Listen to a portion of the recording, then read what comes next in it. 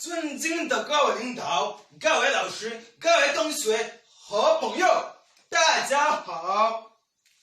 我叫夏天，是鲁安达师范大学大三学生，同时在鲁安达大学孔子学院学习。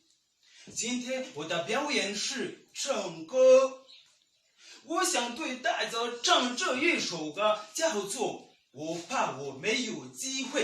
跟你说一声再见，准备好了吗？我们开始吧。